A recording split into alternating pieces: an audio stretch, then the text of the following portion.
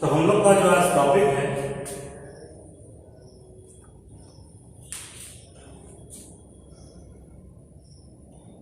Coordination compound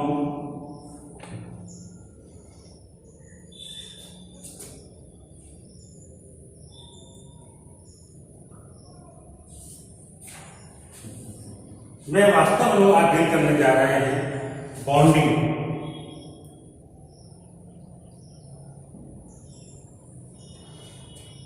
और जिस bonding को डील करेंगे, ये जो बॉन्डिंग है,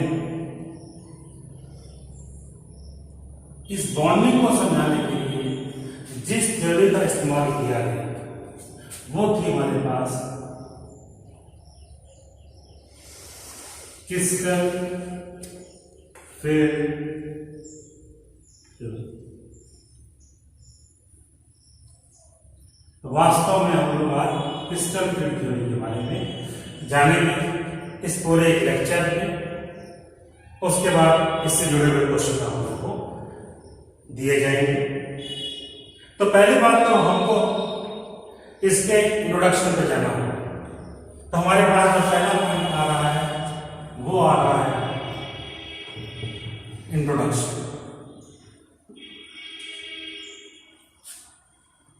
इंट्रोडक्शन कि वास्तव में इस थ्योरी की शुरुआत क्यों पड़ी, आखिर ऐसी क्या जरूरत पड़ी कि हमको ये सब समझाना पड़ा। तो इसको समझाने के लिए जो हमारे पास अर्लियर इंफॉर्मेशन है, हम दो कंपाउंड लेके आए। वो जो दो कंपाउंड लेके आए उसमें से एक कंपाउंड लेके आए FeCN6 -4। ये जो पहला कंपाउंड था FeCN6 -4, हम इसके बारे में इसके स्ट्रक्चर को देखना चाहते थे। तो first of all we have to find out oxidation number of Fe। तो X + 6 × -1 this comes out to -4 and the value of oxidation number of iron is +2. If we think about electronic configuration of iron, then this comes out to argon. This will complete 8A, then 3D6 and 4S2. Oxidation state is +2, therefore we have to remove these two electrons. Fe +2 electron become 26 और ये आपके पास 3D6।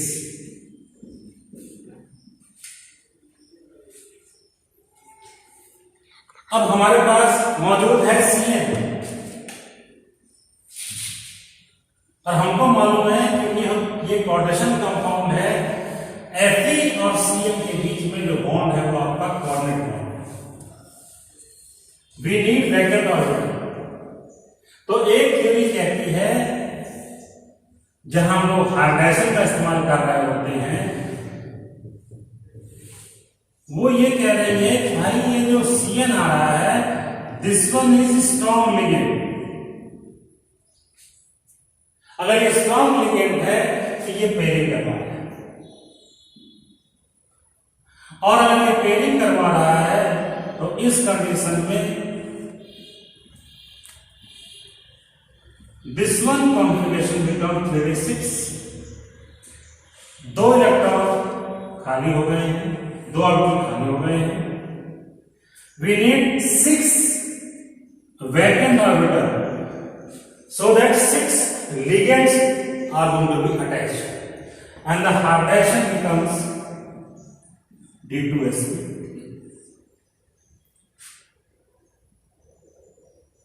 In this, inner d orbital is going to be used, and the involvement of inner d orbital is going to name this one hybridization as inner orbital complex. In case of inner orbital complex, there is pairing is going to take place, or simply there is a possibility of less number of unpaired electrons. Therefore, the compounds are called low spin complex. ये आपको second year में बताया गया। उससे बाद एक compound और भी है, या उसके बारे में देखा जाए। वो कंपाउंड आया FeCl6-4। अब जरा इसको देखिए, यहां भी वही चीज है, oxidation number of iron, and this one comes out to +2. Again Fe+2 on the same argument, the configuration becomes argon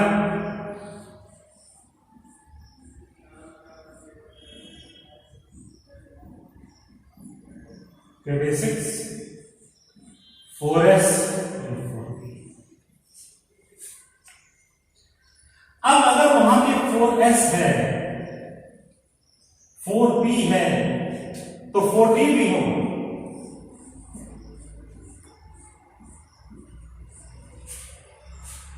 और अब ये कहा गया कि जो यहां पे Cl- आ रहा है, ये Cl- वीक लिगेंड, और जब वीक लिगेंड है तो अंदर पेयरिंग नहीं करा पा रहा है, और जब पेयरिंग नहीं करा पा रहा है तो उसको भी चाहिए 6 एम्पीयर ऑर्बिटल। और इस केस में जो हाइब्रिडेशन हुआ sp3, outermost d orbital is going to be used, so this is your outer orbital complex, and there is a possibility of maximum number of unpaired electron because pairing is not going to take place. Therefore, this is your high spin complex. तो ये जो आपने दोनों बातें देखी, आखिर ये दोनों आर्गुमेंट आए क्यों? स्ट्रॉन्ग है या वीक है? आखिर क्यों हमको मजबूरी हुई ऐसा कहने के लिए कि साहब ये Cl तो स्ट्रॉन्ग है, वो Cl क्या है, वीक है? उसका सिर्फ एक कारण था, वो कारण ये था कि FeCl6-4 ये आपका डायमंड,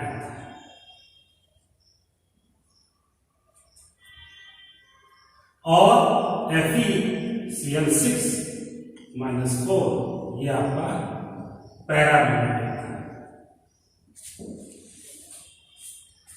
आप समझिए इस चीज को कि कोई भी थ्योरी अपने आप में परफेक्ट नहीं होती है। There is need of modification time to time. तो first of all these two properties, diamagnetic and paramagnetic, जो हम समझा नहीं पा रहे थे उसको समझाने के लिए हमने वहां पे यूज किया word strong and week ligand. जब हमसे कहा गया कि भाई इसका पैमाना क्या होगा, what are the parameter which are going to decide this one is your weak, this one is strong, तो एक सिंपल से हमसे ये कहा गया कि देयर इज स्पेक्ट्रोकेमिकल सीरीज जहां पे carbon donor are stronger than nitrogen donor, they are further stronger than oxygen donor, and they are stronger than halogen. लेकिन कोई क्यों हो रहा है, इसको समझाने में ये जो आप स्ट्रक्चर देखने जा रहे थे, ये दोनों according to valence bond theory थे। Valence bond theory is not in question to explain why this one particular ligand is strong and this one is weak. To explain this behavior or nature of ligands, simple सी बात, to explain this behavior or nature of ligand, a new theory comes forward which is called CFT और crystal film theory, जिसके बारे में हम लोग पढ़ेंगे।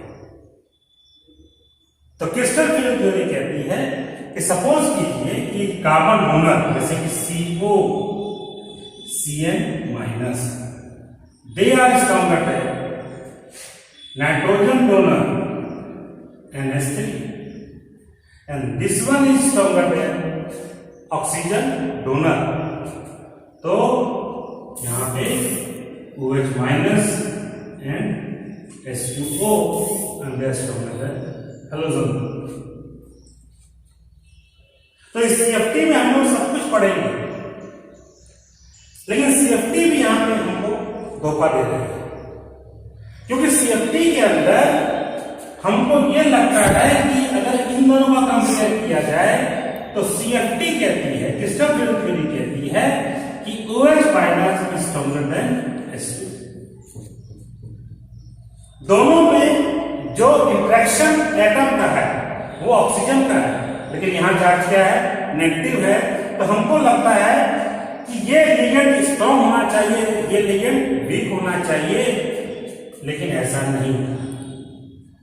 But actually in most of cases H2O is greater than OH minus। ये क्यों हो गया? इसका जवाब फिर किसके पास नहीं था, CFT के पास नहीं था। तब हमारे पास अगली थ्योरी आती है, और जो अगली थ्योरी आती है जो कि लिगेंड फील्ड थ्योरी,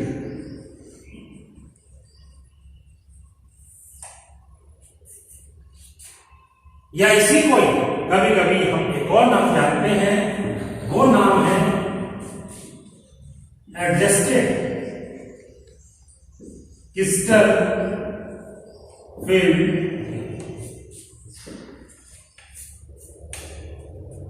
तो ये पूरी बैकग्राउंड थी क्रिस्टल फिल्म थ्योरी की, 3 थ्योरीज थी। एक अर्लियर अप्रोच जहां पे हम लोग हाइब्रिडाइजेशन या वैलेंस बॉन्ड थ्योरी की बात कर रहे थे, एक वो अप्रोच जिसपे आज पूरा लेक्चर रुका हुआ है, और तीसरी अप्रोच ACFT, इस your ACFT, adjusted crystal film theory. इसको फिर दूसरे लेक्चर में देखा जाएगा, लेकिन आज हम बात करेंगे इसकी क्रिस्टल फिल्म थ्योरी की। तो this one is a background, introduction of crystal film theory. हम लोग आगे देखते हैं, देखिए आप।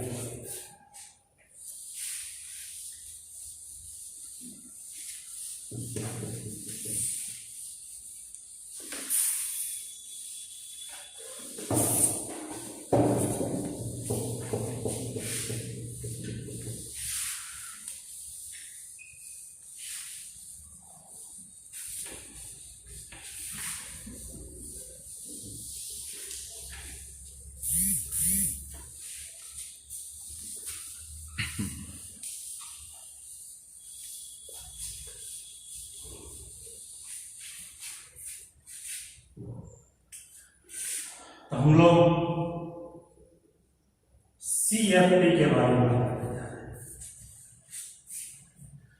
और जो हमारे पास यूजुअल कोऑर्डिनेशन नंबर है, यूजुअल जो आमतौर पर पाया जाता है, वो कोऑर्डिनेशन नंबर 2 है हमारे पास।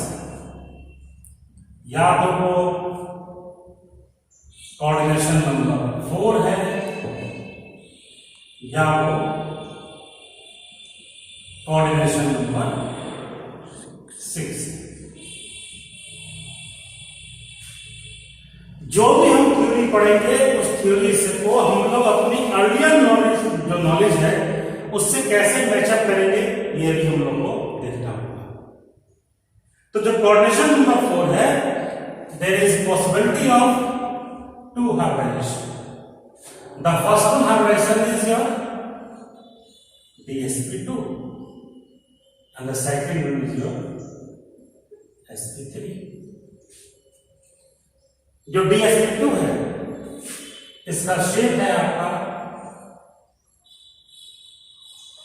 स्क्वायर प्लेनर, और जो sp3 है इसका शेप है आपका tetrahedral.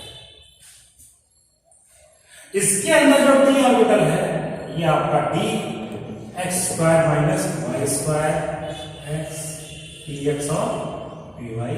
A lot of discussion can be done in this कि what type of d orbital is going to explain is going to exist in dsp2। This is your dsp2, ठीक है। D x का minus Y square, उधर हम लोग move नहीं करेंगे और टाइम बहुत बच जाएगा। sp3 तो सिंपल है, s है, px है, py है और कोऑर्डिनेशन नंबर 6। कोऑर्डिनेशन नंबर 6 में भी दो तरह की पॉसिबिलिटी है। पहली पॉसिबिलिटी है d2 sp3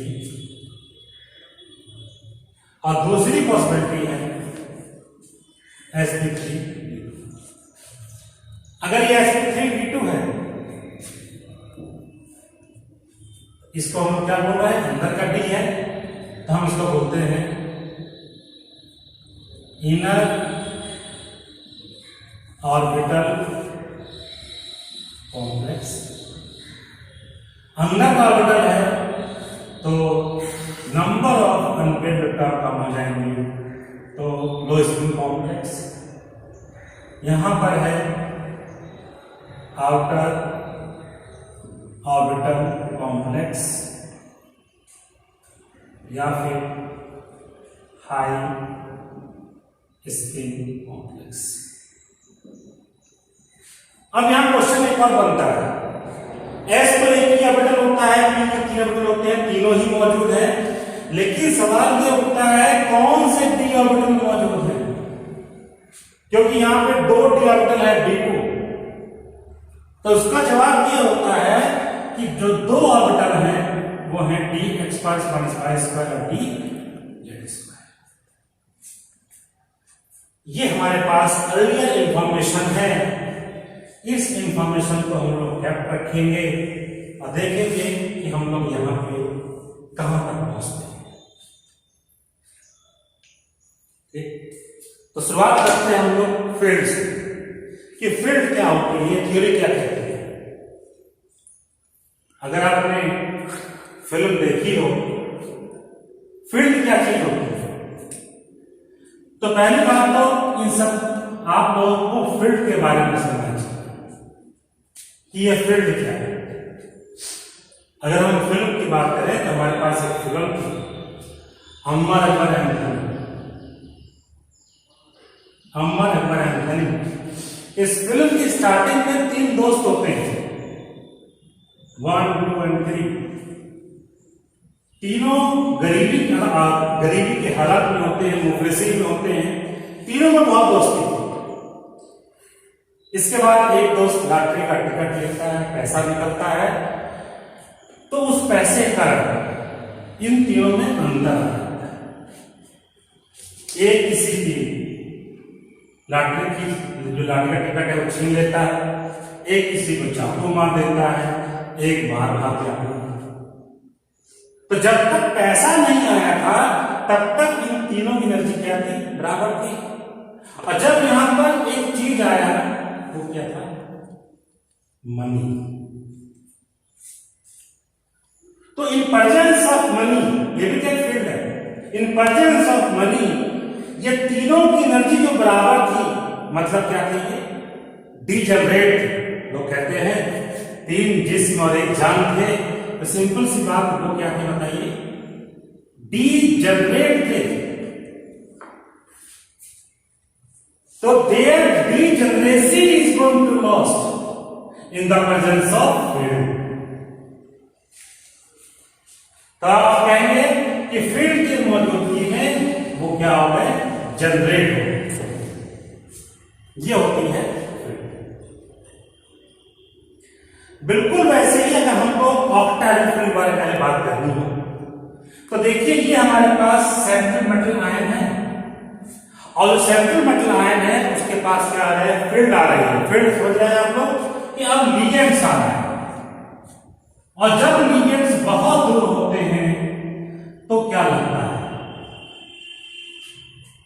दोबारा फिर देख लीजिए। अगर किसी बच्चे को, अभी हम समझा रहे हैं आपको कोडिंग, ये एक बच्चे को मारने के लिए 4 लोग आ रहे हैं और इन चारों की दूरी बहुत दूर है, तो यह आर्गुमेंट कहता है कि सर मुझे कुछ लोग घेर कर मारने आ रहे हैं। तो those peoples which are opposing towards me are in circular form। तो वहां पर अगर देखें तो वो क्या है, सर्कुलर है। बात विजन की है। और जब ये और करीब आती हैं तो वो जो स्टूडेंट है वो कहता है कि नहीं, सर्कल नहीं है, ये तो आपका डायगोनली। तो पहले कंडीशन से हमको सर्कल में घेर के माना जा रहा है, और बाद में कहेंगे डायगोनली माना जा रहा है। बिल्कुल वैसे ही जो सेंट्रल मेटल आयन है, इसके चारों तरफ 6 लिगेंड्स आ रहे हैं। ये हमारे पास एक्स एक्सिस है, ये वाई एक्सिस है, जेड एक्सिस है। तो जब ये लिगेंड बहुत दूर होंगे तो क्या होगा, फिर ये स्फेरिकल फील्ड होगा, क्योंकि दुनिया में कोई चीज 2D नहीं है, जो है वो 3D है। तो जो फील्ड है वो क्या हो जाएगी, 3D होगी। तो अगर ध्यान से देखें तो ये जो लिगेंड्स आ रहे थे ये बहुत दूर थे, और जब बहुत दूर थे तो जो फील्ड थी वो कौन सी फील्ड थी, स्फेरिकल फील्ड। और जब ये लिगेंड्स और करीब आ गए, जब ये लिगेंड्स और करीब आ गए तो हमको मालूम पड़ता है कि नहीं सर, ये तो अलोंग द एक्सिस आ रहा है, क्योंकि हम कहते हैं ये एक्स एक्सिस है, ये वाई एक्सिस है, ये क्या है, जेड एक्सिस है। तो ये अलोंग द एक्सिस आ रहा है। तो ये एक अप्रोच थी जो कि चेंज हो रही, बिल्कुल उस तरीके से। सपोज कीजिए ये 5 दोस्त हैं, एक कोचिंग में पढ़ रहे हैं या एक स्कूल में पढ़ रहे हैं। इसमें से 3 तो दोस्त ऐसे हैं जो चश्मा लगाए हुए हैं, और 3 दोस्त ऐसे हैं जिनके पास कोई चश्मा नहीं। सबकी एनर्जी क्या है, बराबर है। दूर से आवाज आती है मारो मारो, जैसी आवाज आती है मारो मारो, अभी आवाज क्लियर नहीं हो रही, लेकिन ये है कि मारो। जब ये आवाज क्लियर नहीं हो रही है और ये आवाज आई कि मारो, तो इन 5 की एनर्जी बढ़ेगी। 5 सोचते हैं पता नहीं कहां से आवाज आ रही है, बॉडी होने जाएगी। उसके बाद जो लोग मानने आ रहे थे वो कहते हैं कि इन चश्मे वालों को मारो, या नहीं चश्मा वालों में बगैर चश्मे वाले हैं, यही प्रिपेयर किए हैं, इनको मारो। मतलब अब ये जो तीनों चश्मे वाले हैं, ये और ये दोनों में क्या हो गया, अंतर हो गया नहीं। तो साथ साथ होते हुए भी ये 2 अलग हो गए, ये 3 क्या हो गए, अलग हो गए। अब अलग कितना होंगे ये किस पे डिपेंड करेगा, ये इस बात पर डिपेंड करेगा कि मानने वाले कैसे। अगर मानने वाले मजबूत हुए तब तो ये कह सकते हैं कि भाई हम हमारे दोस्त हैं, हम तुम्हारे साथ जिएंगे मरेंगे।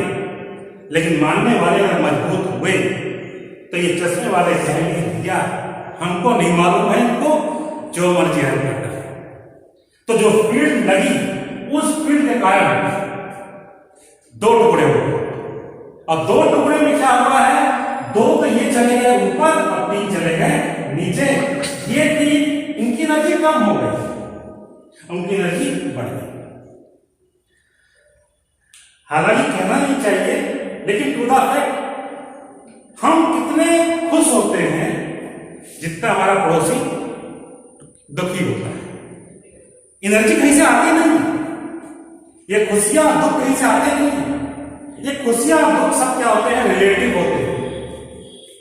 जब भूकंप आया रायपुर में तो सब जगह लोग मर रहे थे, एक बार में दुखी नहीं था, क्योंकि सबके यहाँ कुछ ना कुछ हो गया, कोई ना कोई चला गया। और आज अगर इंडिया चाइना का युद्ध हो जाए कभी लोग दुखी नहीं होंगे। क्यों? क्योंकि अगर तबाही होगी तो सब तरफ लोग मार रहे होंगे, लेकिन दुखी तब आदमी होता है जब चीज क्या होती है, कंसंट्रेट होती है। तो यहां देखिए ये दो लोग हैं, एनर्जी कितनी की बढ़ रही है, 2 की, और कम कितने की हो रही है, 3 की। एनर्जी कहीं से आती नहीं है। तो ये क्या देख रहे हैं आप, इन the presence of octahedral field, एक प्रकार से यही बात हो गई ना, और हम यही सब पढ़ना चाह रहे हैं। तो ये तो मैंने आपको व्याकरण में सिखाया। अब मैं आपको एक्चुअल वे में लेके आता हूं कि हम लोग इसको किस तरह से पढ़ने जा रहे हैं। तो हम लोग पढ़ने जा रहे हैं CFT इन ऑक्टाहेड्रल फील्ड। ठीक है, आगे बढ़े। तो देखिए हम लोग आगे,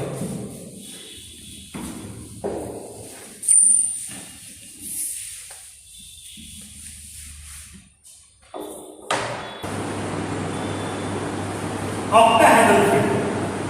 ऑक्टाहेड्रल फील्ड का मतलब क्या है? प्रॉब्लम क्या है कि अगर मैं आपको स्फीयर बना के दिखाऊं तो बड़ी दिक्कत हो जाएगी आपको।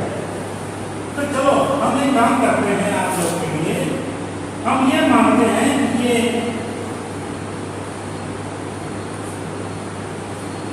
एक ट्यूब है जिसमें एटम मौजूद है और बाहर से लीजेंड्स आते हैं। तो ये हमारे पास है एक्स एक्सिस, ये हमारे पास है वाई एक्सिस, ये हमारे पास है एक्सिस। तो लीजेंड्स कितने आ रहे हैं, 6। कैसे आ रहे हैं? ये हमारे पास मेटल है, वहां देखिए 1-2 लिगेंड आपके आ रहे हैं एक्स एक्सिस, 2 लिगेंड आ रहे हैं आपके वाई एक्सिस, और 2 लिगेंड ऊपर से क्या आ रहे हैं, जेड एक्सिस। और अभी आपने देखा कि जब ये लिगेंड बहुत दूर से आ रहे थे तो ये नहीं मालूम था कैसे आ रहे हैं, हमको नहीं मालूम था कि वो अलोंग एक्सिस आ रहे हैं। हमको तो ये लगता है कि वहां पे एक फील्ड बनी हुई है, वो कौन सी फील्ड है आपकी, स्फेरिकल फील्ड।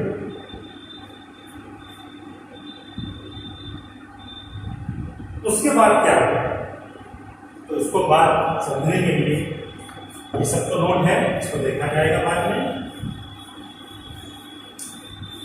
अब जैसे आ रहे हैं हमको डी सब एनर्जी लेवल पे होगा, जो हमारे पास डी सब एनर्जी लेवल है। तो डी सब एनर्जी लेवल बताइए क्या क्या है। यहां 5 डी ऑर्बिटल है, और जो 5 डी ऑर्बिटल्स हैं इसमें से 3 D orbital, D X Y, D Y Z, D Z X, ये 3 ऑर्बिटल वो हैं जो कहां लाई करते हैं,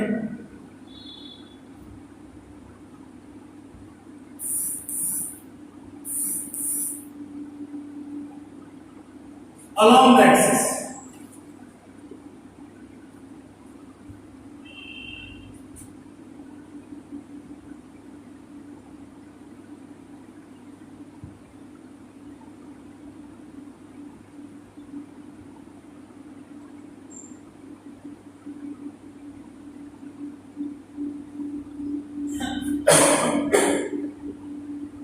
दो ऑर्बिटल और भी, ये these 2,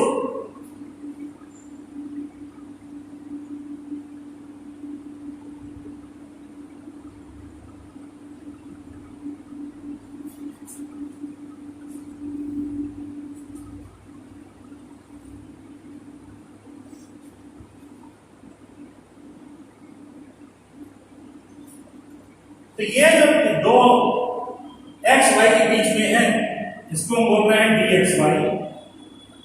This one your dy z, this one your dzx, this one is your dx square minus y square, and this one your d। तो the sun energy level is penta T generate, this is your penta T। तो सब कुछ एक जगह दिखाई पड़ रहा है, इसके बाद भी गड़बड़ी है। अगर आप ध्यान से देखें कि ये जो डी ऑर्बिटल है ये इन बिटवीन द एक्सिस है, और ये जो डी ऑर्बिटल्स है वो अलोंग द एक्सिस। इसलिए हमने इसको नाम दिया T2G, इसको नाम दिया। तो हम सिंपल बोलेंगे कि जो हमारे पास डी सब एनर्जी लेवल है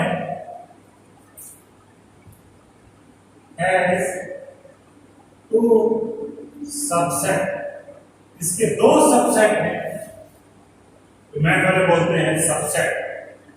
उसमें से एक जो सबसेट है उसको हमने नाम दिया T2G का, और एक जो सबसेट है उसको नाम दिया। तो T2G में दो d ऑर्बिटल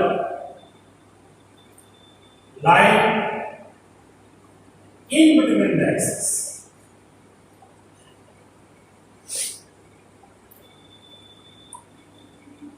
और जो T2G है इनकी डी जनरेसी कितनी है, यहां तीन ऑर्बिटल। इजी में D orbitals line along the axis, इनकी जो डी जनरेसी है तो अब सोचिए अगर ये 6 लिगेंड आ रहे थे तो बताइए ये 6 लिगेंड अलोंग द एक्सिस आ रहे हैं, तो जो हमारे पास ये 5 डी ऑर्बिटल थे इसमें से ये 2 डी ऑर्बिटल है जो कि अलोंग द एक्सिस है, और जब लिगेंड्स इनके अलोंग आएंगे तो इनकी एनर्जी क्या हो जाएगी, बढ़ जाएगी, और इनकी एनर्जी क्या हो जाएगी। इसी चीज को हम ब्लॉक डायग्राम में दिखाने जा रहे हैं। देखिए आप लोग, ये हमारे पास अभी we are not bothered about it कि how many electrons and how the electron is going to exist in this orbital, because the interaction take place between the orbitals. So this one is your free ion, और जो free ion है उसका ये D सब energy level.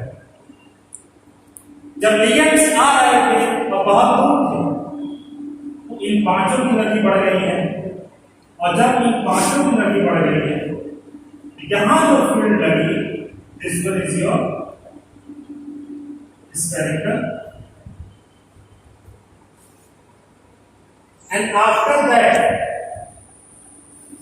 since the field is octahedral,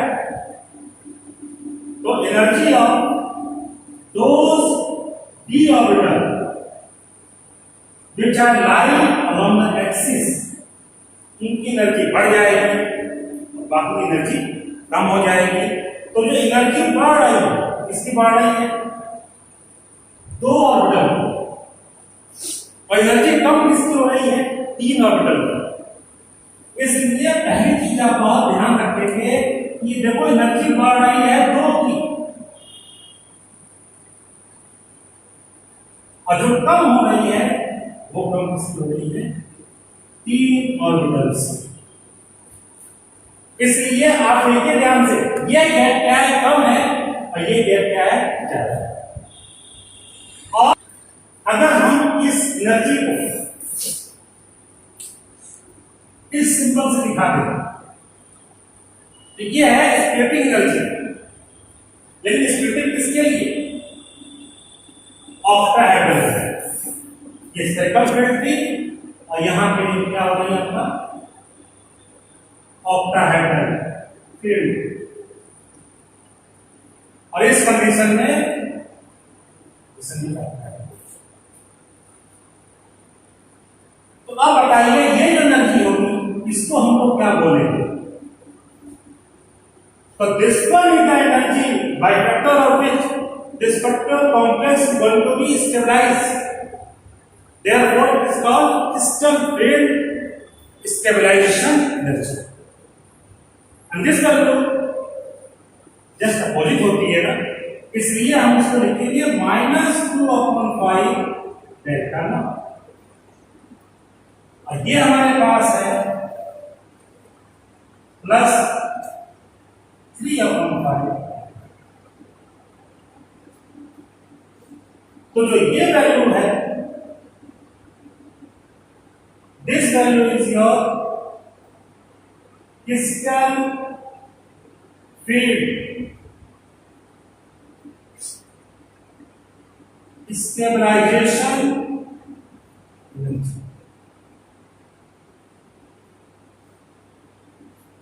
और जो आप ये देख रहे हैं डेल्टा नॉट,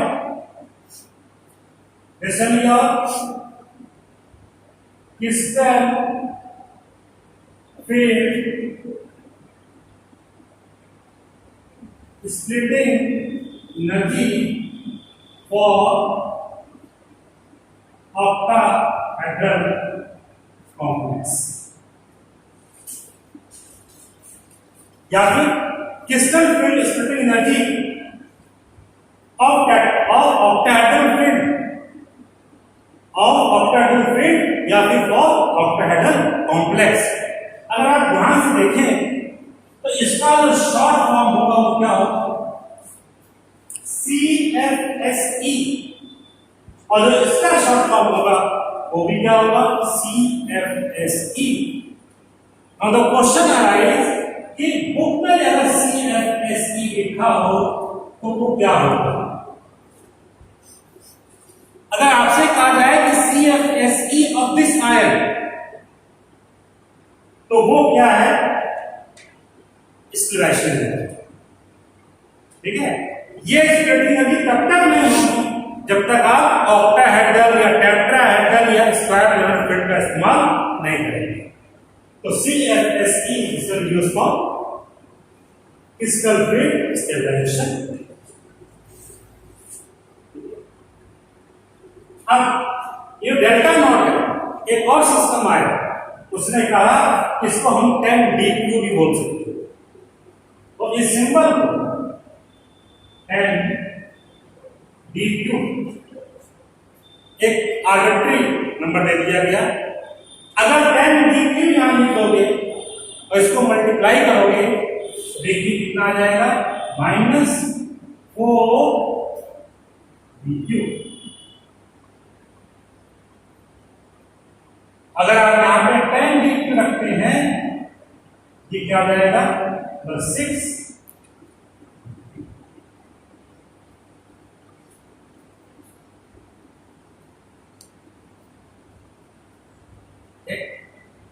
अब जहां से बात शुरुआत की थी हम लोग वहीं पहुंचेंगे दोबारा। फिर आखिर क्यों CN स्ट्रॉन्ग हो गया और Cl क्या हो गया? वीक। तो उसको देखा जाए तो हम लोग ऑक्टाहेड्रल फील्ड को ही एक्सप्लेन करेंगे, लेकिन यहां आपको बताएंगे कि कोई भी लिगेंड स्ट्रॉन्ग कब होता है और वीक कब होता है। ठीक है, देखिए अब इन सबसे कोई मतलब नहीं है।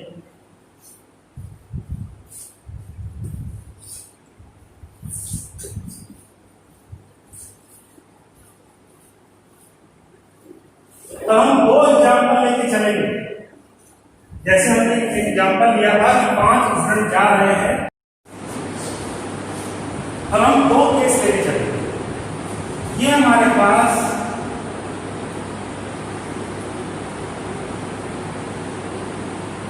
D के 5 ऑर्बिटल है, ये फ्री आयन है,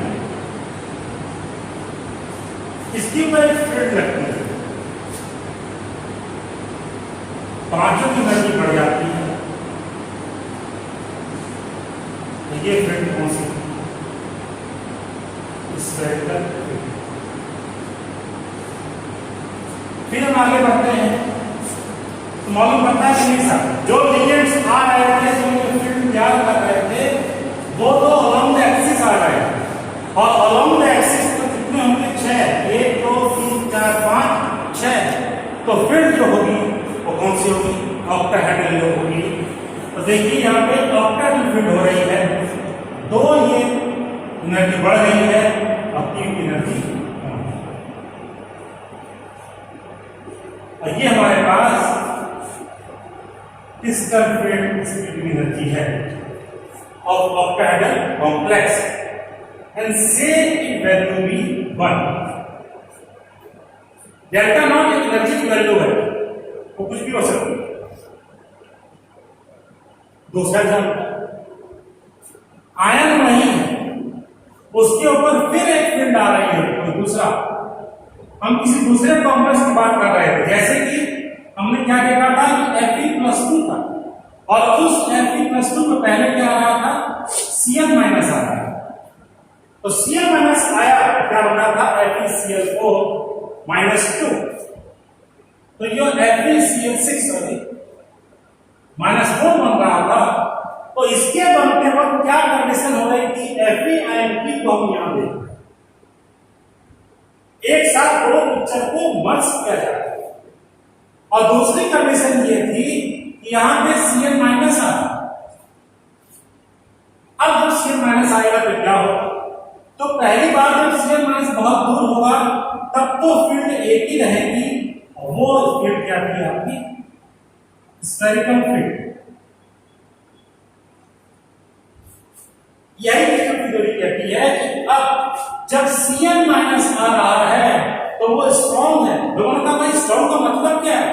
भाई मतलब ये है यहां तो थोड़ा बहुत ही अलग हुए थे, लेकिन जब Cl- आ गया तो आप देख रहे हैं ये कहां चला गया, और अब जो स्प्लिटिंग एनर्जी है दिस वन योर, ये स्प्लिटिंग एनर्जी है ऑक्टाहेड्रल केस के लिए, लेकिन ये एनर्जी क्या है? ज्यादा है। क्या कहेंगे? से 2।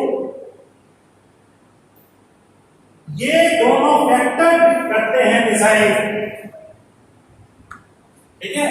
तो जिस लिगेंड के अंदर ये वैल्यू ज्यादा होगी उसे क्या कह देंगे? स्ट्रॉन्ग, और जहां कम होगा उसे क्या बोलते हैं? वीक।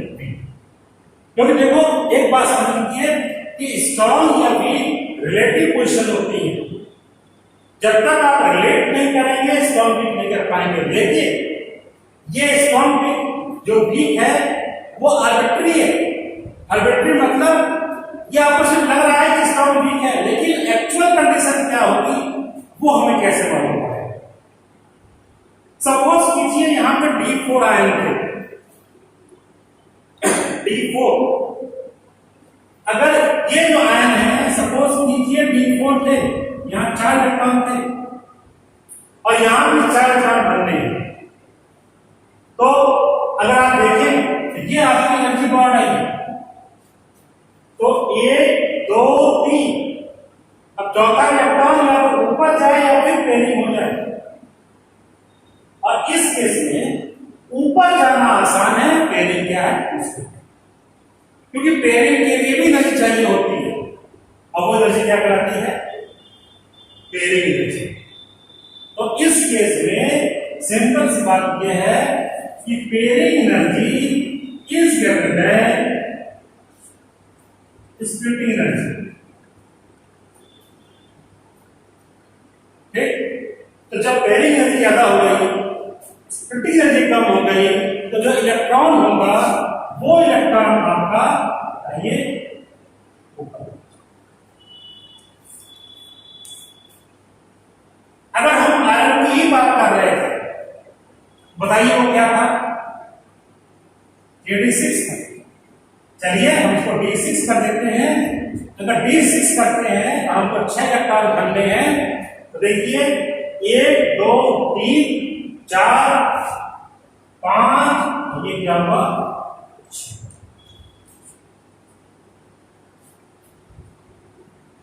ठीक है, ध्यान बताइए क्या होगा? यहां पर जो स्प्लिटिंग एनर्जी है, this one is too much greater than pairing energy.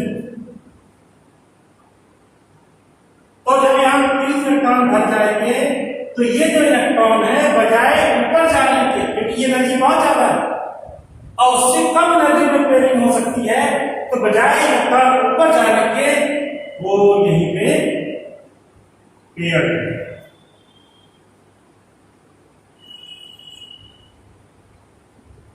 तो थोड़ी देर के लिए अगर हम भूल जाए, ये जो O लगा हुआ है, 1 2 लगा हुआ है, O for octahedral, 1 and 2 are for the different species।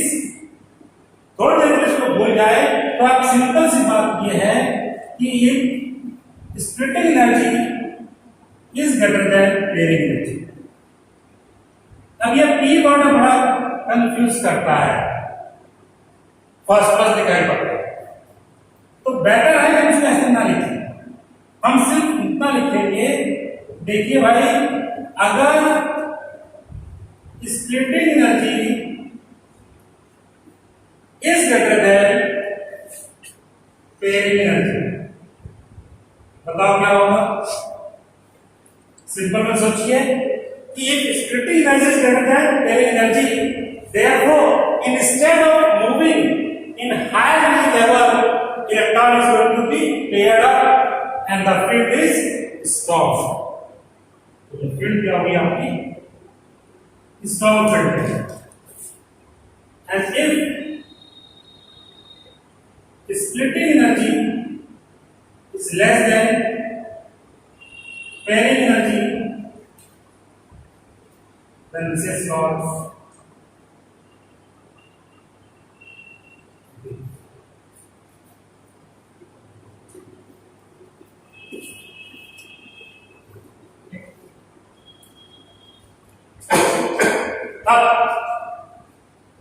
ये था स्प्लिटिंग ऑक्टाहेड्रल कॉम्प्लेक्स। अब हम इस ऑक्टाहेड्रल को स्क्वायर पैरेलल में लेके चलते हैं, देखा जाए कि ऑक्टाहेड्रल स्क्वायर पैरेलल में किस तरह से मूव करते हैं। अब हम आ रहे हैं CFT in square parallel complex. ठीक है, देखिए CFT in square parallel complex. देखिए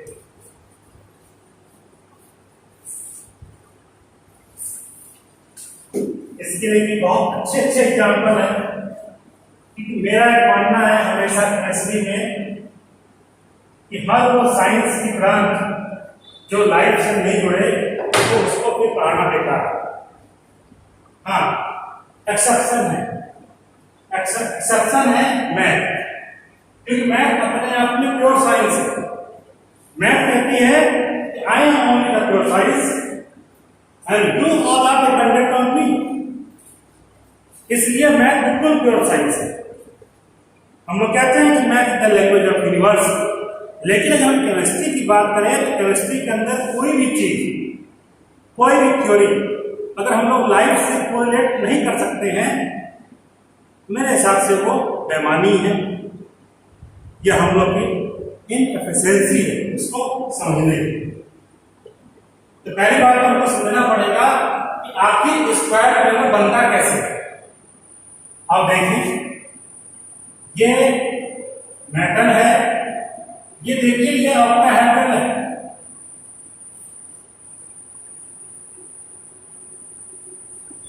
ये हमारे पास एलिमेंट लगे हुए हैं।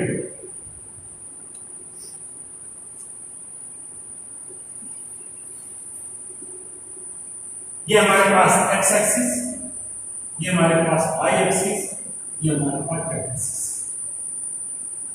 बताइए ये स्क्वायर पैरेलल कब बनेगा? अगर हम कुछ ऐसा करें कि ये जो जेड एक्सिस के अलोंग लिगेंड्स हैं उनको खींचकर इनफाइनाइट में चले जाएं तो क्या होगा? अगर उसको खींच के इनफाइनाइट में चले जाए तो आपका जो स्ट्रक्चर होगा वो क्या हो जाएगा? Square parallel.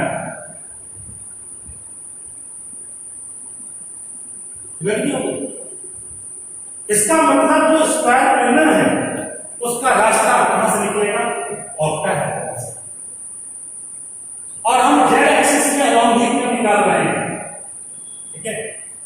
अगर इसका मतलब कि स्क्वायर में कोई बड़ी चीज नहीं, लेकिन स्क्वायर प्लेनर का रास्ता कहां से है? ऑक्टाहेड्रल से। Simple simple. ऑक्टाहेड्रल में दो लिगेंड खींच दिए गए हैं, जो दो लिगेंड खींचे गए हैं वो कहां खींचे गए हैं? जेड एक्सिस में। अब बताइए, सिंपली सोचिए, क्या मजबूरी थी हमको ये सपोज करना कि जो लिगेंड खींचे गए हैं वो जेड एक्सिस के ही क्यों खींचे गए? देखिए वहां प्रॉब्लम क्या है। जो हमारे पास 5 d ऑर्बिटल है, out of these 5 d orbital, these are the 4 orbital जहां पे 4 लॉब्स हैं। और जो हम यहां बात कर रहे हैं ये भी आ जाइए, तो यहां पे dx² - y² में 4 लॉब्स हैं और dz² में सिर्फ 2 लॉब्स हैं। ये कोनिकल मोड होता है। सवाल ये उठता है कि एक लिगेंड इधर है, एक लिगेंड यहां, यहां, यहां, यहां 6 लिगेंड है।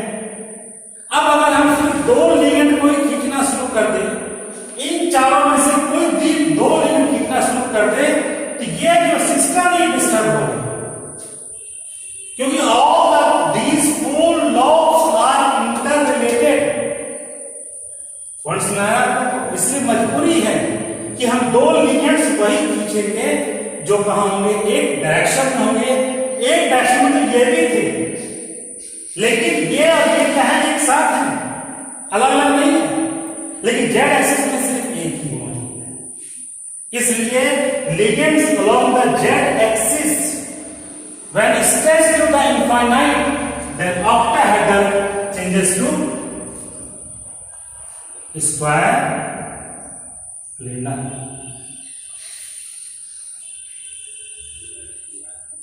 इसके लिए बनाए थे हम लोग स्ट्रक्चरल थ्योरी देखें। तो देखिए यहां पे ये 5 d ऑर्बिटल थे, इन पांचों की एनर्जी बराबर है। ये हमारे पास फ्री आयन है। इसके बाद स्फेरिकल फील्ड लग रही है। ये हमारे पास स्फेरिकल फील्ड है।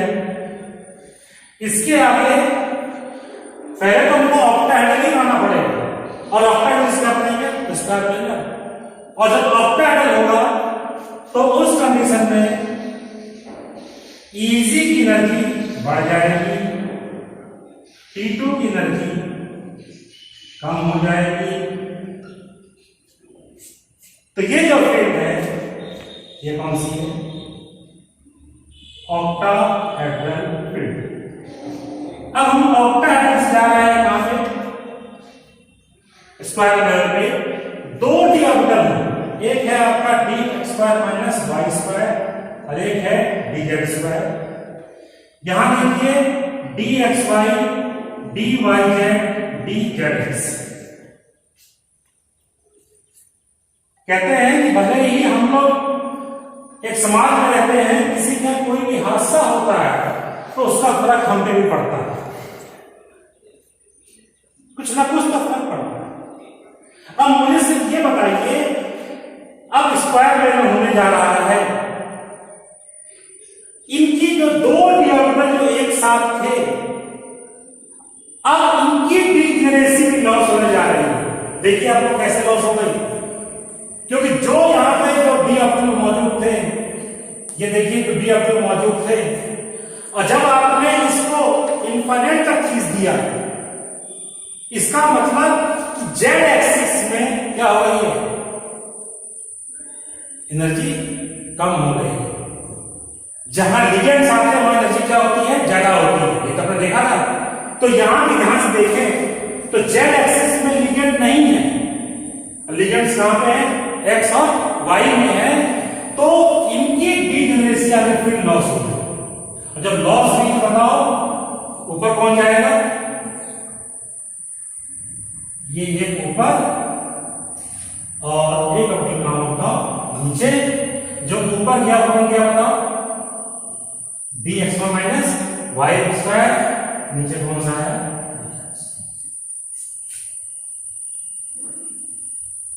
दोबारा फिर देखिए। अब यहां बताइए,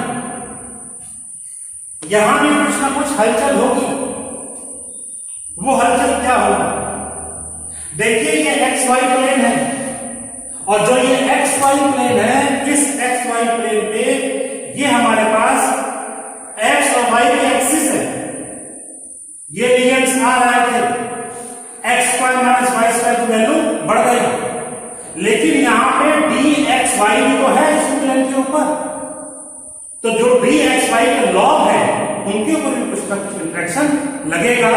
इसका मतलब कि जो ये 3 डी ऑर्बिटल है इनके अंदर भी क्या होगा, they are also going to loss their degeneracy, और वहां भी बताओ क्या होगा, एक ऑर्बिटल कहां हो जाएगा, ऊपर हो जाएगा, और बताइए 2 ऑर्बिटल आ जाएंगे नीचे हो जाएंगे। तो जो एक ऑर्बिटल ऊपर होगा वो कौन सा होगा बताइए, डी एक्स वाई, और जो नीचे होगा वो क्या होगा, डी वाई जेड और D x. And this one is your crystal field splitting energy of square figure complex. अब आप यहां ध्यान रखेंगे कि कुछ बुक्स इनको अलग नाम दे देते हैं, जैसे यहां से यहां डेल्टा 1, यहां से यहां डेल्टा 2, यहां से यहां क्या हुआ डेल्टा 3, तो बोल देगी कि delta SP is equal to delta 1 plus delta 2 plus delta 3। तो कुछ बुक ऐसा भी कर रही हैं कि वो बोल रही हैं delta 1, this is your delta 2 and this is your delta 3, तो delta SP is equal to delta 1 plus delta 2 plus delta 3। अब सवाल यह उठता है कि जो हमारे पास ये स्प्लिटिंग एनर्जी है, this is your delta naught, और ये क्या है delta sp, it is clearly visible that splitting energy in square complex is greater than octahedral complex.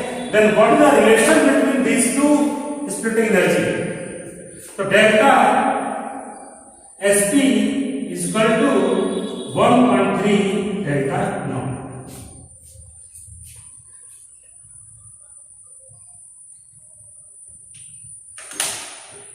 क्योंकि मैंने बात कही आप लोगों से कि कुछ बुक्स ऐसा कह रहे हैं, ऐसा नहीं होता, क्योंकि बाकी सब बातें और लेक्चर्स में होंगी, ऐसा मैं इसलिए कहा था कि बोलना पूरा जरूरी है, उसके बगैर कोई बात नहीं हो पाएगी। अगर ये लिगेंड वीक होता तो ये दोनों क्या होते, करीब होते, अगर दोनों करीब होते तो क्या होगा, तो डी एक्स वाई ऊपर चला, डी जेड स्क्वायर नीचे आएगा। तब ये बोलना कि ये डेल्टा 1 और डेल्टा 2 प्लस डेल्टा 3 ये बात सही नहीं होती। तो ये जो ऑर्बिटल आप देख रहे हैं ये ऊपर नीचे मूव कर सकते हैं, डिपेंड करता है लिगेंड कौन सा है। और अगर यहां पे 3D था, this is your 3D, the ऊपर क्या था 4s, यहां 4s, यहां क्या था बताइए 4p। अगर देखिए ध्यान से तो ये देखिए आ गया 4s, ये क्या है बताओ 4p। अब आप देख रहे हैं हाइब्रिडेशन क्या होता है, intermixing of orbital having slightly energy difference. तो अगर एक ही डी ऑर्बिटल लेना है तो एस ऑर्बिटल के साथ वो ऑर्बिटल मिलेगा जिसकी एनर्जी उसके लेवल में जा रही हो, इसलिए जो हाइब्रिडेशन होगा कौन सा होगा DsP2। तो ये जो पॉइंट था, जिस पॉइंट से हमने शुरुआत की थी आपको समझाने के लिए, इस पॉइंट पर हम लोग पहुंचे।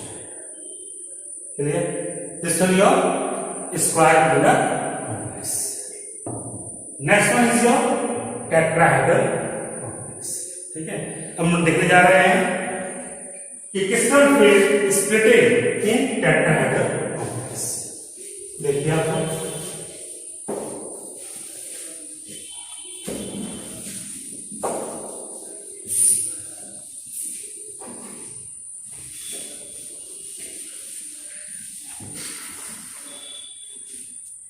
अब टेट्राहेड्रल कब बनता है इसको समझा जाए।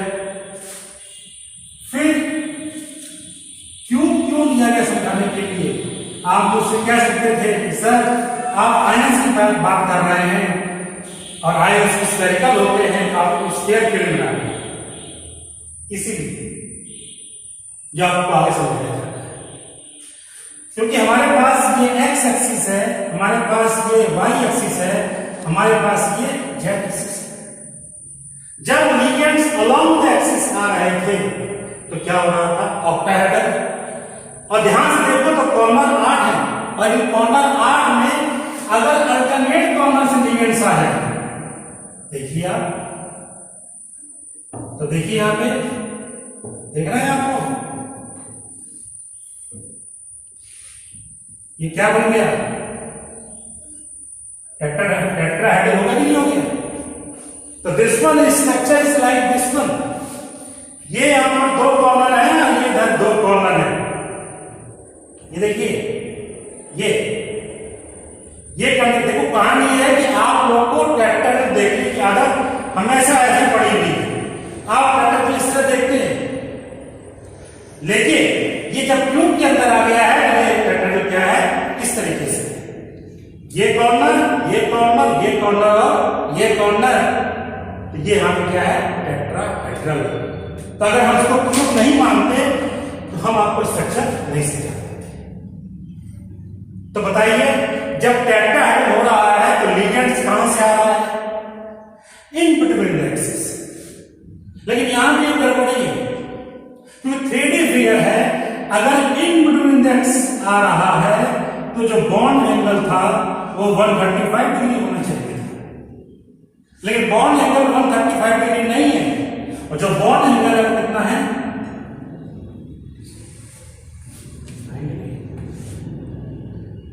मतलब कहीं ना कहीं प्रॉब्लम है।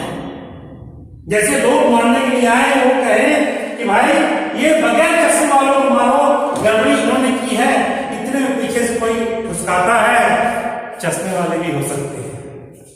तो जो भीड़ मानने आ रही है वो समझ वो क्या बिल्कुल समझ में नहीं आ रहा किसको मारे, तो कहीं ना कहीं एनर्जी गैप क्या हो गया, वो कम हो गया।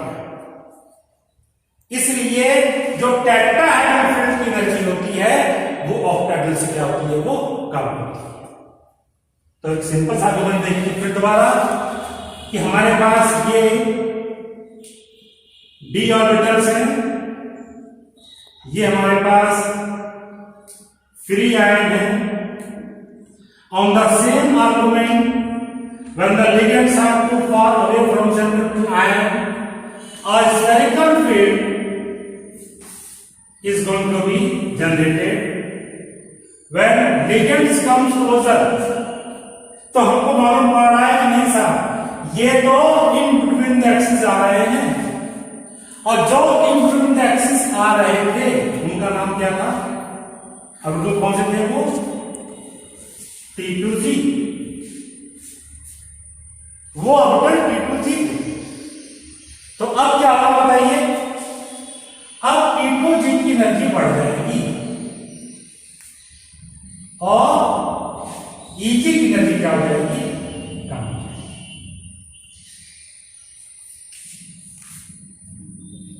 और जो स्प्लिटिंग एनर्जी होगी वो फिर crystal field splitting energy of tetrahedral complex. लेकिन एक प्रॉब्लम बहुत तगड़ी हो गई, वो प्रॉब्लम ये तगड़ी हो गई है कि ligands are approaching in between the axis but not exactly. ठीक है, सिंपल सी बात यह है कि although ligands are approaching in between the axis but not exactly. तो कहीं ना कहीं एक वर्ड सिमेट्री लॉस हो गई, सिमेट्री लॉस हो गई। और जब सिमेट्री लॉस होती है तो ये जो जी वर्ड चल रहा था, जी को स्पेक्ट्रोस्कोपिक टर्म से नहीं कंफ्यूज करना चाहिए। स्पेक्ट्रोस्कोपिक टर्म इसका बड़ा इस्तेमाल होता है, लेकिन वास्तव में जो जी वर्ड था जिसमें G stand for gerade, Z means symmetry and symmetry is going to be lost, therefore word G is omitted and the system becomes P2 and E. ठीक, तो यहां पर P2G था, यहां पे E था, लेकिन जब फील्ड लग गई तो सिस्टम क्या हो गया, बदल गया। अब क्या हो गया P2 और क्या हो गया E। बाकी सारे आर्गुमेंट वही हैं, स्ट्रॉन्ग और वीक, फिर वही चीज है यहां पे देखिए। अब एनर्जी कितनी कम हो रही है, 2 की कम हो रही है, तो क्रिस्टल फील्ड स्प्लिट एनर्जी कम की जाएगी 3/5 डेल्टा टी, अपोजिट होता है। और यहां पर काम कितना हो जाएगा, +2/5 डेल्टा टी। ये आपका D stabilization energy, condition your stabilization. चलते चलते अब लेक्चर के आखिरी में एक बार, और इसके बेस के ऊपर आप जो है क्रिस्टल फील्ड थ्योरी को पढ़ सकते हैं इन तीनों कॉम्प्लेक्सेस में। एक लेक्चर में इतना ही कवर किया जा सकता है। तो देखिए आप लोग लास्ट बात को अब हम कंपेयर करने हैं। कंपेयरिंग किसकी होने जा रही है, CFSE of octahedral to CFSE of tetrahedral, इसको हम कंपेयर करने जा रहे हैं। देखिए किस तरीके से,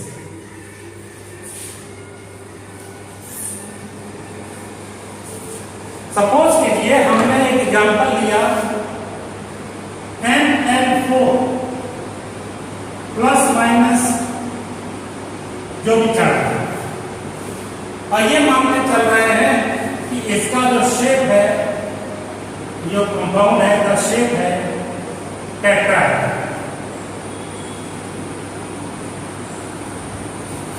अब मेटल भी वही है, लिगेंड भी वही है, और हमारे पास एक और एग्जांपल है Mn6 प्लस माइनस, और शेप क्या है। तो इस सिस्टम के लिए भी एक स्प्लिटिंग एनर्जी होगी, इस सिस्टम के लिए भी एक एनर्जी होगी। हम जानना चाहते हैं इन दोनों एनर्जी में क्या रिलेशन। तो एक सिंपल अप्रोच तो ये है कि C delta not delta T is nearly 50% of delta for